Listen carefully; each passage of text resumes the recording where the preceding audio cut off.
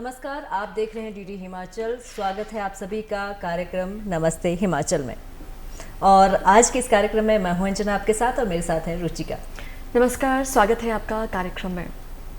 और अंजना, आज मेरे मन में कुछ ख्याल आ रहे हैं। बिल्कुल। बादलों के पार कैसा है ये संसार, निडर होकर मैं देखना चाहती हूँ। परिंदों की तरह मैं भी एक उड़ान भरकर आसमां को पार करना चाहती हूँ। तो रुचिका, ऐसा क्या है खास कि आज आप सीधे ही उड़ान भरने की बात कर रहे हैं? जी हाँ, क्योंकि आज हम बात करने जा रहे हैं कार्यक्रम में पैराग्लाइडिंग की। बीलिंग पैराग्लाइडिंग एसोसिएशन से डायरेक्टर अनुराग शर्मा जी, स्वागत है सर आपका। और इनके साथ हैं प्रकाश चंद ठाकुर जी, जो कि वाइस प्रेसिडेंट है पैराग्लाइडिंग एसोसिएशन के। जी, तो दर्शकों, आप सभी ने सुना होगा बीड बिलिंग के बारे में। और आज हम जो हमारे विशेष मेहमान हैं उनसे यही जानना चाहते हैं सबसे पहले कि अनुराग जी बिलिंग के बारे में बताएं, क्योंकि हिमाचल में एक खास जो अपनी पहचान रखता है बिलिंग, इसके बारे में बताएं। मैं आपको बताना चाहूँगा कि बिलिंग जो है ये क्रॉस कंट्री साइट है जी। ये विश्व में नंबर 2 की साइट है। लेकिन जब हमने यहाँ पे अब वर्ल्ड कप जो 15 में 2015 में विश्व कप करवाया था जो पहली बार, उसके बाद हमने यहाँ पे एक जो 4 to 5 टेक ऑफ जो पॉइंट बनाए थे, वहाँ से हम जो पैराग्लाइडर लॉन्च करता है। तो अब हम क्लेम करते हैं कि हम विश्व की सबसे अच्छी क्रॉस कंट्री की साइट की मेजबानी भारत करता है। यहाँ से जो सबसे खास बात बीड बिलिंग में है, यहाँ से थर्मल फ्लाइंग है। ये पैराग्लाइडिंग मैं आपको बताना चाहूँगा, ये एक एयरक्राफ्ट है। ये एक बहुत ही सेफ एयरक्राफ्ट है। इसको आप हवा में इसको लेफ्ट राइट टर्न कर सकते हैं। इससे आप जितनी मर्जी हाइट गेन कर सकते हैं। आप क्लाउड बेस पैराग्लाइडिंग कर सकते हैं। मैं आपको और बताना चाहूँगा कि यहाँ बीड बिलिंग से यहाँ से ऑस्ट्रियन पायलट हैं फिलिप जेनर, जिनका 262 kilometre crow fly aerial distance 7 घंटे में यहाँ से विश्व रिकॉर्ड है। तो ये एक ऐसी साइट है कि यहाँ से थर्मल फ्लाइंग के लिए जो है हमारे को बहुत अच्छी हाइट मिलती है। ओपन वैली है, धौलाधार रेंज में ओपन वैली है। तो यहाँ से कहीं भी पैराग्लाइडर जो है बीड बिलिंग से फ्लाई करके मनाली जाते हैं, उदयपुर जाते हैं, उदयपुर से वापस आके धर्मशाला जाते हैं, फिर वहाँ पे लैंड करते हैं। तो इसके लिए ये विश्व विख्यात साइट यहाँ पे बीड बिलिंग है। जब हम बीलिंग की बात कर रहे हैं तो यहाँ पर कब से पैराग्लाइडिंग की शुरुआत हुई? मैम, बीड बिलिंग में सबसे पहले 1984 में हैंग ग्लाइडिंग स्टार्ट हुई थी यहाँ पे। फिर 92 में ब्रूस और जिल करके 2 फॉरेनर पायलट्स थे, उन्होंने स्टार्ट की हुई है यहाँ पे। नए काम को शुरुआत जो है वो कितनी मुश्किल रही? बिगिनिंग में तो मैम बहुत सी प्रॉब्लम आई यहाँ पे, क्योंकि हमारे पास इतना अच्छा इंफ्रास्ट्रक्चर नहीं था पैराग्लाइडिंग का। तो उसके लिए धीरे धीरे फिर जैसे जैसे इवेंट्स आते गए, कुछ मोटिवेशन हुई, लोग आते गए, इसमें लोकल भी इन्वॉल्व हुए इस पे। तो उसके बाद में फिर क्राउड आना भी स्टार्ट हुआ, तो इंफ्रास्ट्रक्चर थोड़ा चेंज हुआ। तो उसके बाद अभी धीरे धीरे सब सेटलमेंट अच्छे से हो चुका है। तो अभी एक नाम गया हुआ है बीड बिलिंग का, तो वैसे नहीं गया, क्योंकि हमारी साइट एक लॉन्ग रन के लिए पूरे इसमें वर्ल्ड में फेमस है कि हम हिमालय के ऊपर जितना मर्जी फ्लाइंग कर सकते हैं। वो डिपेंड करता है हवा और वेदर कंडीशन के ऊपर। अनुराग जी, जिस तरह से वेदर कंडीशन की बात की प्रकाश चंद जी ने, तो आपसे जानना चाहेंगे कितना ज़रूरी है क्लाइमेट के बारे में जानना, और बिलिंग की अगर बात करें तो कैसा रहता है और कौन सा समय जो उपयुक्त रहता है यहाँ पर पैराग्लाइडिंग के लिए? जी, यहाँ पे क्लाइमेट जो है वैसे साल भर फ्लाइंग के लिए बहुत अच्छा रहता है। लेकिन जो रेनी सीजन है, जो 15 जुलाई से लेके आपका 15 सितंबर तक, जहाँ पे रेनी सीजन होता है हिमाचल में और कांगड़ा में खासकर, तो वहाँ पे पैराग्लाइडिंग बंद रहती है। इसके बाद जो इसके लिए सबसे उपयुक्त जो समय है, जो आपका सितंबर से बाद जो है दिसंबर तक, बहुत उपयुक्त समय होता है, क्योंकि इसमें थर्मल्स बहुत अच्छे, वहाँ पे जो थर्मल्स है, ये एक पैराग्लाइडर को हाइट में ले जाने के लिए थर्मल्स का बहुत जरूरी होता है। तो ग्लाइडर में हम जब थर्मल्स अच्छे हों तो इस कंडीशन में वहाँ पे बहुत अच्छे थर्मल्स होते हैं। और अक्टूबर से लेकर दिसंबर तक यहाँ पे जो फॉरेनर पायलट्स हैं, जो कंपटीशन पायलट्स हैं पूरे विश्व के, यहाँ पे आके उड़ना चाहते हैं, यहाँ पे आके अपना जो दक्षता है उसको बढ़ाते हैं यहाँ पे आके। तो ये वो समय होता है। उसके बाद यहाँ पे जो जब जनवरी में जब स्नो सीजन होता है, तो आजकल एक जो हमारा टेंडम 2 सीटर पैराग्लाइडर है, तो एक जो हमारे टूरिस्ट आते हैं उनके लिए वो एक बहुत अट्रैक्शन बन गया है। तो थ्रू आउट द ईयर, मतलब 2 महीने छोड़ के थ्रू आउट द ईयर ये एक्टिविटी जो रहती है, कमर्शियल एक्टिविटी, तो थ्रू आउट द ईयर यहाँ पे रहती है। जी, और भी जानते रहेंगे कि किस तरह से पैराग्लाइडिंग कर सकते हैं, किस तरह की परेशानियां या फिर किस तरह के जो विशेष बातों का ध्यान हमें रखना होता है। लेकिन उससे पहले आपसे जानना चाहते हैं कितने समय से आप पैराग्लाइडिंग से जुड़े हैं और कैसा आपका अनुभव रहा है? सबसे पहले जो 97 में यहाँ पे जो हिमाचल टूरिज्म ने जो इसके ट्रेनिंग कैंप लगाया था, बेसिक कैंप और इंटरमीडिएट कैंप, तो मैंने वो ज्वाइन किया था जी। तो हमारे साथ जो लोकल लोग भी थे बीड़ बिलिंग के, उससे पहले यहाँ से फॉरेनर फ्लाई करते थे और हमारे लड़के सिर्फ देखते थे, क्योंकि ये जो कैनोपी है ये फॉरेन में बनती है, इसका जो ग्लाइडर है, और ये कॉस्टली एक 4-5 लाख का आज की डेट में ये पैराग्लाइडर आता है, तो धन का अभाव था जो हमारे लड़कों के पास। तो वहाँ पे एक जब फॉरेनर्स ने उन्हें शुरू किया, ब्रूस मिल्स जो एक जर्मन पायलट थे, उन्होंने यहाँ पे शुरुआत की थी जो पैराग्लाइडिंग की। उसके बाद हिमाचल से रोशन ठाकुर थे, मनाली से, उन्होंने भारत में पहली बार जो पैराग्लाइडर पायलट रोशन ठाकुर हिमाचल के थे, उन्होंने शुरू किया। 97 में हमने भी कोर्स किया, उसके बाद फ्लाइंग की। फिर हमारे मन में एक चीज आई कि वहाँ पे कंपटीशन होते थे, जो 84 में हैंग ग्लाइडिंग का कंपटीशन हुआ था कि यहाँ पे एक ऐसी संस्था बनाई जाए जो हवाई खेलों के लिए, क्योंकि इसमें 2 तरह के ये है, एक तो यहाँ पे हवाई खेल है, दूसरा यहाँ पे कमर्शियल है। टूरिस्ट आते हैं, एयर टैक्सी है, फ्लाई करते हैं, वो अपना मनोरंजन करते हैं, लेकिन ये साइट जो है स्पोर्ट्स के लिए, एयर स्पोर्ट्स के लिए बेहतरीन साइट है। तो हमने एक संस्था बनाई, उसके बाद हमें कम से कम 10 साल लगे। 2002 में हमने एक संस्था बनाई पैराग्लाइडिंग की, उसके बाद उसको रजिस्टर्ड कराने के लिए एरो क्लब ऑफ इंडिया से, हम जो नैक के मेंबर भी हैं, नेशनल एरो क्लब के मेंबर हैं, उसके बाद हमें उसके लिए PWCA paragliding world cup association France का मेंबर बनना पड़ा, उसके लिए बहुत फॉर्मेलिटीज थी। हमने जो प्री वर्ल्ड कप अप्लाई किया फर्स्ट टाइम, तो 2013 में हमें काफ़ी 5-6 साल उसके लिए जो अपना इक्विपमेंट सेट करने के लिए हर चीज़ लगा। तो 13 में हमने जो पहला जो है प्री वर्ल्ड कप पैराग्लाइडिंग का हमने वहाँ पे करवाया। उसके बाद जो है हमारा रेस्क्यू रिट्रीवल जो था क्रॉस, वो बहुत ज़्यादा सराहा गया, क्योंकि वहाँ पे हमारे पैराग्लाइडिंग वर्ल्ड कप से भी ऑब्जर्वर थे। FAI जो सबसे बड़ी संस्था है विश्व की, federation of aeronautic international Switzerland से, जो पूरे विश्व में हवाई खेलों को जो मॉनिटर करती है, उनके ऑब्जर्वर लगे। हमने विश्व कप के लिए बिडिंग की, तो 2015 में पहली बार भारत को जो है, जो साउथ ईस्ट एशिया में पहली बार विश्व कप जो हमारी एसोसिएशन को मिला, और जो पर्यटन विभाग के साथ हमने जो यहाँ पे वर्ल्ड कप कराया, वहाँ पे मैं आपको बताना चाहूँगा कि लगभग 40 कंट्रीज के लोगों ने उसमें हिस्सा लिया था, और 100 से ऊपर पायलट्स उसमें, अराउंड 26 महिला पायलट भी उसमें शामिल थी। तो हमारा जो वर्ल्ड कप बहुत अच्छा उस टाइम रहा।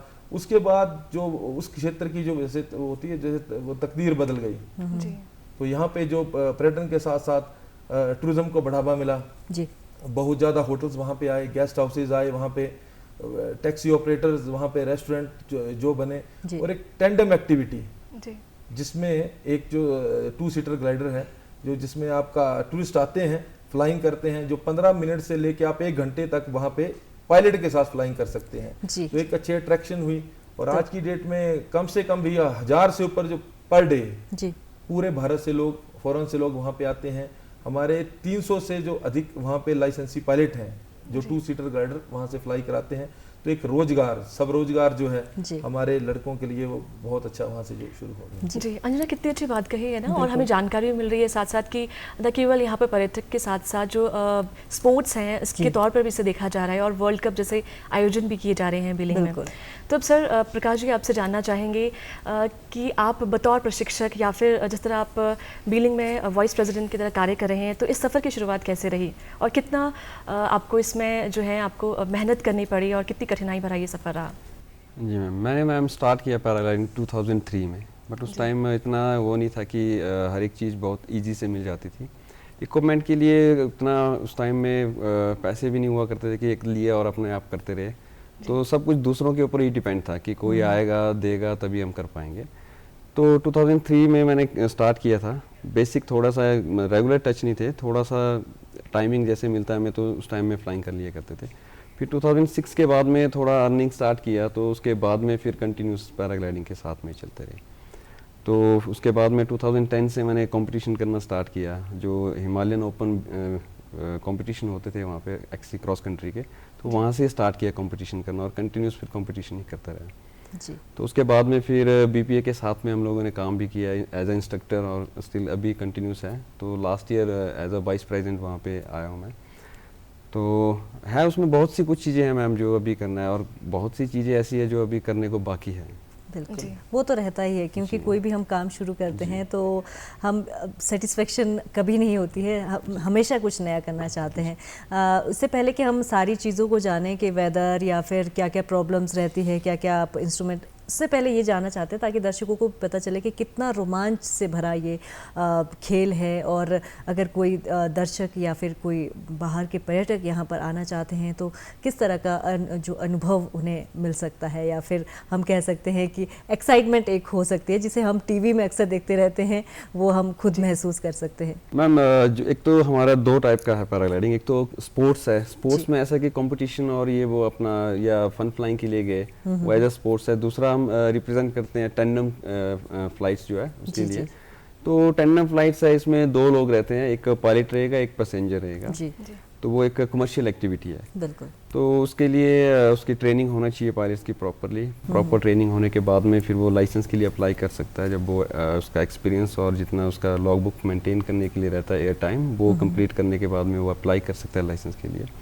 तो लाइसेंस लेने के बाद में कमर्शियल एक्टिविटी वो कर सकता है बीड बिलिंग में। जी जी। अनुराग जी, आपसे जानना चाहेंगे, जैसे इन्होंने बात की ट्रेनिंग की, तो हम अगर कोई जैसे कोई युवा है या कोई व्यक्ति है वो ट्रेनिंग लेना चाहें या प्रशिक्षण लेना चाहें, तो किस तरह से वो प्रशिक्षण ले सकते हैं, कहाँ से ले सकते हैं, और क्या कोई आयु या फिर किस इस तरह का कोई शारीरिक मापदंड होना ज़रूरी है? जी, इसके प्रशिक्षण के लिए जो 3 कैटेगरीज हैं, बेसिक, इंटरमीडिएट और हाई फ्लाइंग, एडवांस फ्लाइंग जो है। तो आप हमारा जो बेसिक कोर्स है वो 7 से 10 दिन का रहता है बेसिक कोर्स, जिसमें ग्राउंड हैंडलिंग होती है, हमारी कैनोपी के बारे में आपको थ्योरी सारी वो हम समझाते हैं। उसके बाद हमारा इंटरमीडिएट कोर्स आता है, जिसमें हम आपको एक और साइट है छोटी, वहाँ से फ्लाइंग कराएंगे। उसके बाद सीधा बिलिंग, जो हमारी जो हाई साइट है, वहाँ से इंटरमीडिएट आप उसमें हम आपको फ्लाइंग जो सीखने के लिए होगा उसको सिखाएंगे, वहाँ से फ्लाई करा देंगे।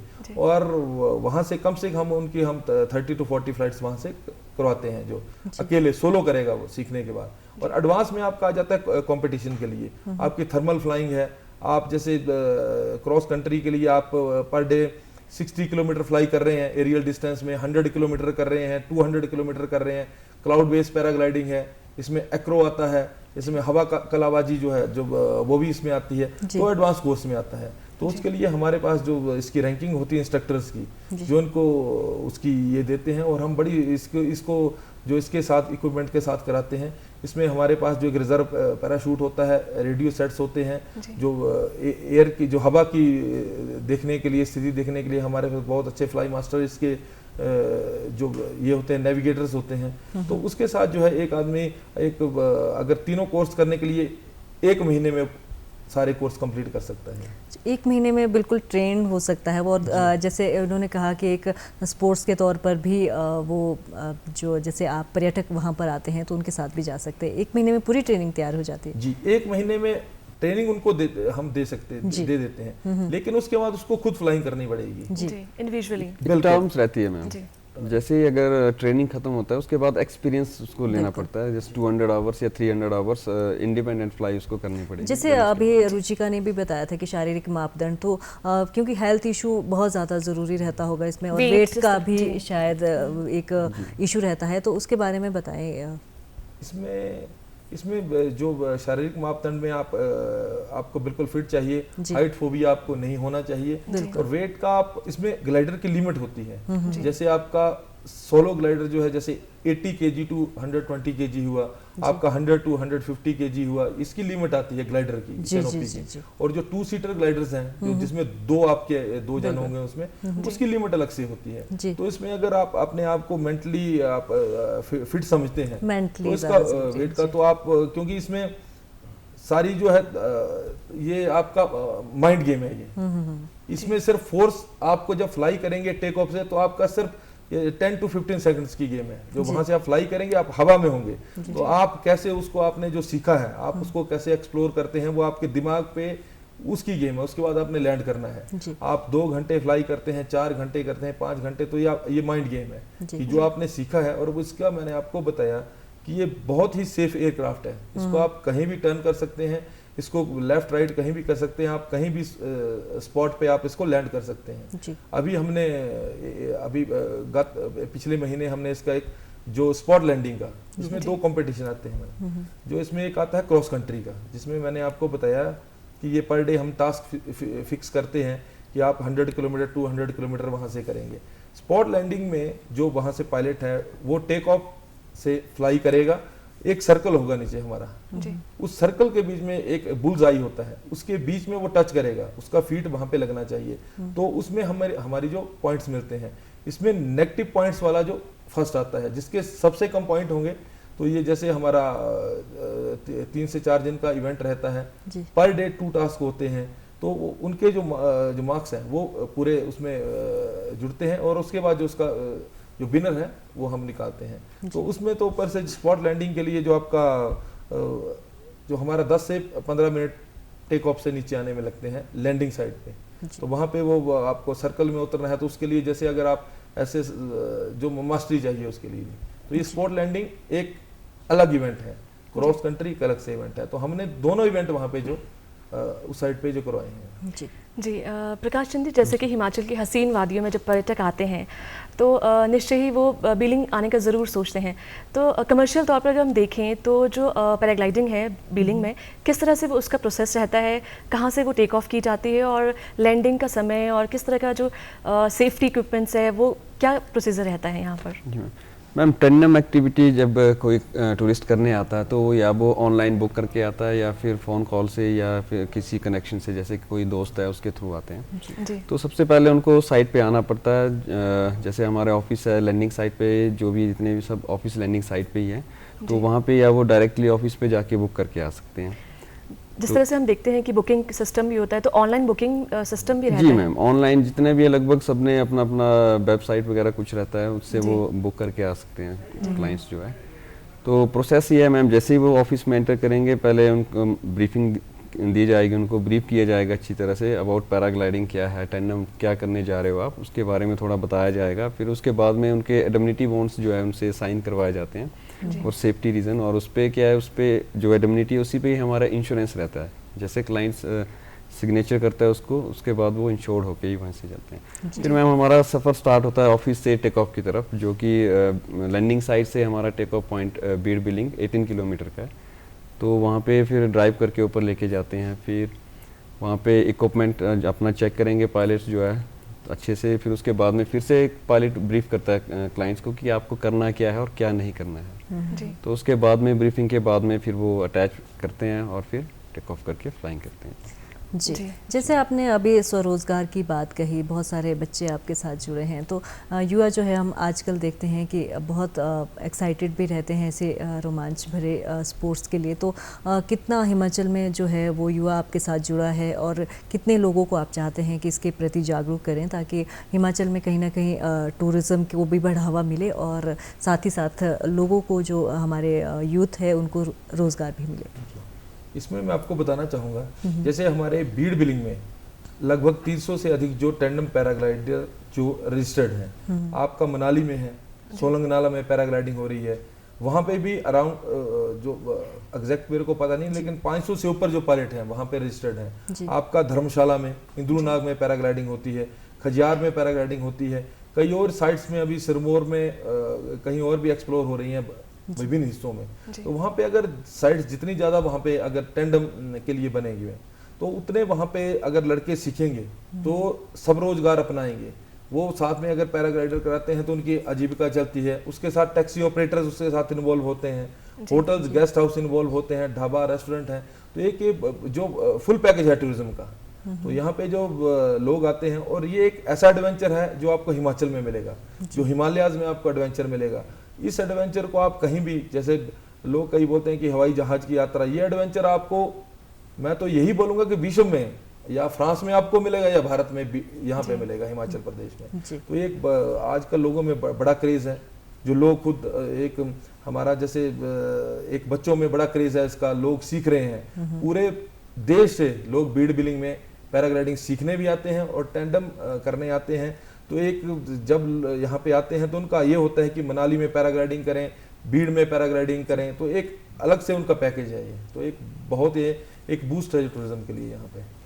जी, जिस तरह हम देखते हैं कि पर्यटक यहाँ पर पैराग्लाइडिंग के लिए आते हैं और वादियों को भी निहारते हैं, तो क्या कभी मौसम या फिर तूफान इस तरह का कोई इश्यूज़ भी रहते हैं जिससे जो पर्यटक है या फिर आपके लिए दो चार होना पड़ता है, और कितना ज़रूरी है मौसम की जानकारी होना? मौसम की जानकारी होना बहुत ज़रूरी है, क्योंकि इस हवाई खेल में मौसम की बहुत अहमियत है। अगर आप ख़राब मौसम में इस पैराग्लाइडिंग को करेंगे तो आपके साथ जैसे आप किसी को फ्लाई करा रहे हैं, तो किसी की एक जान है आपके साथ जिसको आप फ्लाई करवा रहे हैं जी। तो इसमें बिल्कुल मैं तो आपके माध्यम से ये भी कहना चाहूँगा विभागों को कि इसको बिल्कुल स्ट्रिक्ट करें रूल जो है कि ख़राब मौसम में बिल्कुल जैसे कोई गस्ती कंडीशन है, आपकी बारिश हो रही है, तो एक ऐसी मॉनिटरिंग कमेटी जो यहाँ पे बने जो बिल्कुल उस टाइम जो बंद हो, क्योंकि आप सुनते रहते होंगे जो छिटपुट जो कई बार जो इसमें एक्सीडेंट्स होते हैं वो खराब मौसम के कारण होते हैं। क्योंकि कंट्रोलिंग बॉडी जो है वैसे जो सरकार की तरफ से कंट्रोलिंग बॉडी हो, खराब मौसम में नहीं उड़ेंगे तो एक्सीडेंट बिल्कुल नेग्लिजिबल इसमें एक्सीडेंट होंगे। तो ये बहुत जरूरी है कि खराब मौसम में जो है इसका कंट्रोल होना चाहिए। जी।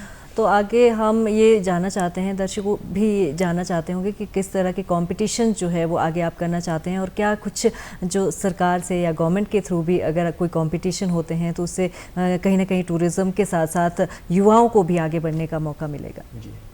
अभी जो यहाँ पे हमने जो स्पॉट लैंडिंग का वर्ल्ड कप भारत में जो मैंने आपको बताया कि सर्कल में वहाँ पे एक लैंड करना पड़ता है जी। तो अभी प्री वर्ल्ड कप उसका हमने जो अभी पिछले महीने हमने वहाँ पे करवाया था, तो हमने अभी बिडिंग की है नेक्स्ट ईयर के लिए, उसके वर्ल्ड कप के लिए जो भारत में पहले कभी नहीं हुआ है।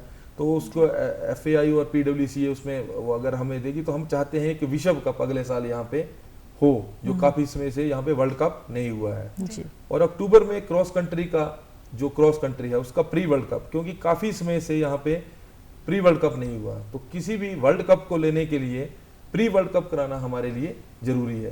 तो प्री वर्ल्ड कप अगर हम कराएंगे अक्टूबर नवंबर में, उसके लिए हमने बिडिंग भी की है जो FAI को और PWCA को, तो अगर मिलेगा तो हम उसके लिए क्रॉस कंट्री का भी वर्ल्ड कप जो है 1-2 सालों में आगे उसके लिए हम ले सकते हैं। जी। तो सरकारों से तो हमारी, क्योंकि ये जो आपका टूरिज्म का इवेंट है, यूथ एंड स्पोर्ट्स का इवेंट है, तो इसके लिए लॉजिस्टिक्स, एक क्रॉस कंट्री इवेंट करवाने के लिए हमारे पास उस टाइम कम से कम जो 200 से 300 लोगों की टीम वहाँ पे मैडम बनती है, क्योंकि वहाँ से अगर हम टास्क देते हैं जैसे 100 किलोमीटर दे दिया तो हर 10 किलोमीटर पे हमारा रेस्क्यू और रिट्रीवल की और एम्बुलेंस अलग से हमें स्टैंड बाय रखनी पड़ती है, क्योंकि इसमें सबसे बड़ा कई बार क्रैश लैंडिंग होती है क्रॉस कंट्री में, तो उसके लिए एक इंफ्रास्ट्रक्चर की जरूरत होती है और इसके लिए एक फंड्स की जरूरत होती है।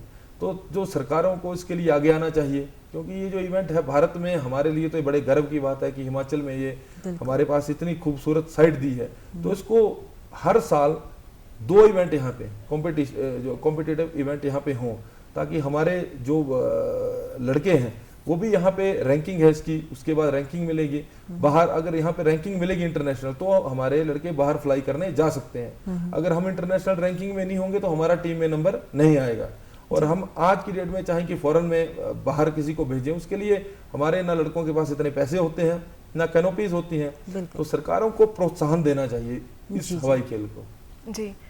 प्रकाश चंद जी, जैसे कि अनुराग जी ने बताया कि प्री वर्ल्ड कप या वर्ल्ड कप की तैयारी के लिए हम सोच रहे हैं हिमाचल में, तो इसके दृष्टि से किस तरह की तैयारी होना ज़रूरी है, और जो ग्लाइडर्स हैं, पैराग्लाइडर्स हैं, उनको किस तरह की परेशानी का सामना करना पड़ सकता है, और अगर हम बात करें हिमाचल के कितने तरह के यहाँ पे ग्लाइडर्स हैं, महिलाएँ भी इसमें शामिल है क्या?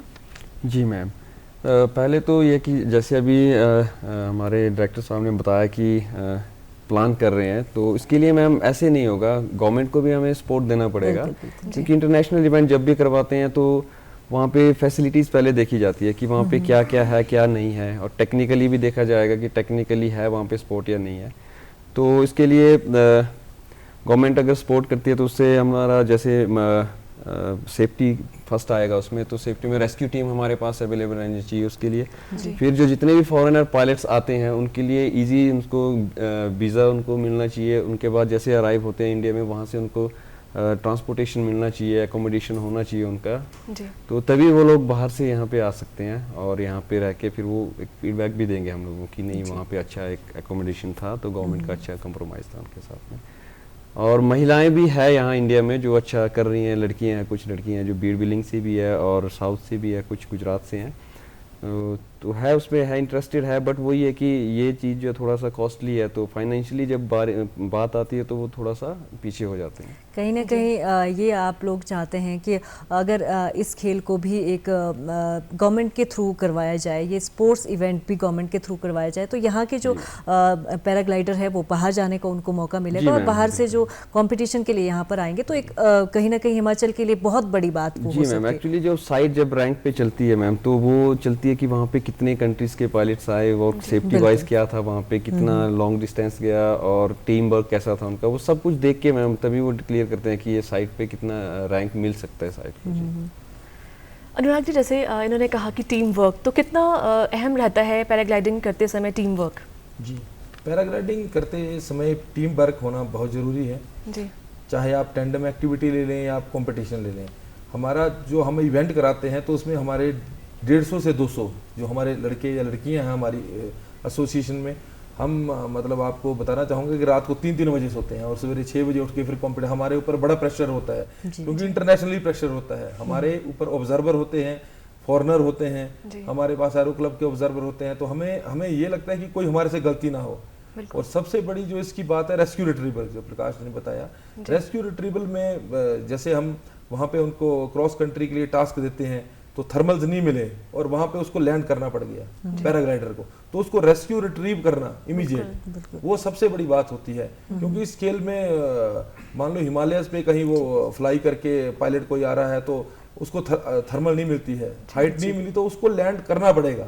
कई बार तो आपने देखा होगा कि बर्फ की पहाड़ियों के ऊपर लैंड करते हैं तो हमें स्टैंड बाई चॉपर रखना पड़ता है जी। इवेंट के टाइम में हमें चॉपर रखना पड़ता है, उसके बाद चॉपर से रेस्क्यू रिट्रीवल जो हमारा पार्ट होता है, क्योंकि अगर हम नहीं करेंगे तो फॉरेन में हमारी वो पूरे देश की ये होती है, तो उसके लिए हमारे पास ट्रेंड हमारे पास लड़के हैं माउंटेनिंग के भी हमारी एसोसिएशन में जी। लेकिन ये सरकार के बूस्ट के बगैर ये चीज़ नहीं हो सकती है जी। तो नमस्ते हिमाचल में हम पैराग्लाइडिंग की बात कर रहे हैं, तो अब आप दर्शक भी जानना चाहते हैं कि किस तरह से ये पैराग्लाइडिंग होती है, किस तरह से इसमें प्राइज़ होते हैं, किस तरह से कंपटीशन होते हैं। तो आइए एक क्लिप देखते हैं, उसके माध्यम से आप जानेंगे कि किस तरह से ये कार्यक्रम चलता है।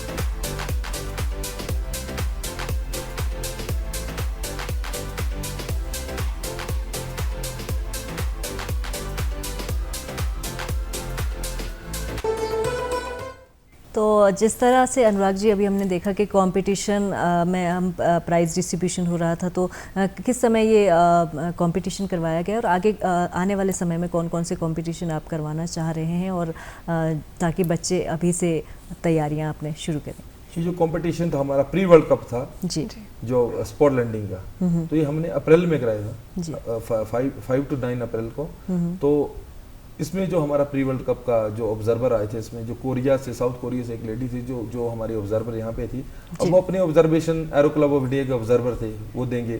हमने आगे बिडिंग इसके लिए कर दी है जी। इसमें वर्ल्ड कप जो है, जैसे मैंने आपको बताया, जो स्पॉट लैंडिंग का वर्ल्ड कप भारत में कभी नहीं हुआ है, उसके लिए हम अगले साल के लिए सुपर फाइनल, जो एक बहुत बड़ा वर्ल्ड कप के लेवल का इवेंट होता है, उसके लिए हमने FAI को जो आवेदन कर दिया है। अभी उसके लिए समय लगेगा, जो उसके लिए तो अभी देखेंगे, होप फॉर द बेस्ट कि हमें वो मिले, क्योंकि हमने अच्छा परफॉर्म किया है। अक्टूबर में हमने जैसे क्रॉस कंट्री इवेंट है, उसका प्री वर्ल्ड कप, उसके लिए भी हमने जो पैराग्लाइडिंग वर्ल्ड कप एसोसिएशन को अप्लाई किया हुआ है। तो आने वाले 30 से 40 दिनों में वो अप्रूवल हमें जो प्राइमरी दे देंगे। तो उसके लिए जो अक्टूबर में हम चाहते हैं कि यहाँ पे क्रॉस कंट्री का प्री वर्ल्ड कप हो। तो जो हमारे लोग हैं जो भारत से जो वो उसके लिए तैयारी कर सकते हैं। जी। और आपने जैसे महिलाओं की बात की, आपने देखा भी जैसे क्लिप के ऊपर जो इसमें महिलाओं ने जो हमारे बीड़ से, जी, मनाली से, आपका जोगिंदरनगर से जो लड़कियां यहाँ पे हिस्सा ले रही जी। हैं, तो बहुत अच्छी बात है, इनकरेज करना चाहिए और बहुत अच्छा परफॉर्म किया है जो। जी। और हमारे पास क्रॉस कंट्री पायलट भी हैं जो फीमेल पायलट्स जो हैं, तो वो जो उसमें एक्सी में भी वो compete करें, तो यही हम कामना करते हैं उसमें कि इसको जितने से ज़्यादा खेल को बढ़ावा मिले, हमारे देश के लिए ये बहुत अच्छी बात है। जी। जी, अक्सर हम देखते हैं कि क्रिकेट, हॉकी जैसे गेम्स के प्रति जो बच्चे हैं या फिर युवा हैं उनमें ज़्यादा क्रेज़ रहता है। तो अभी देख सकते हैं हम कि जिस तरह से अभी हमने क्लिपिंग्स में देखा कि बच्चे पैराग्लाइडिंग में भी हिस्सा ले रहे हैं, तो किस तरह से इसमें करियर रहता है और कितनी ऊंचाइयों तक इसमें जो युवा है वो पहुंच सकते हैं?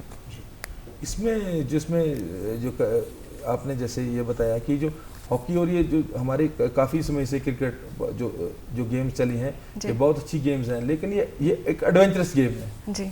ये एक अलग पार्ट है, ये एक अलग थिंकिंग है और ये अलग पार्ट है।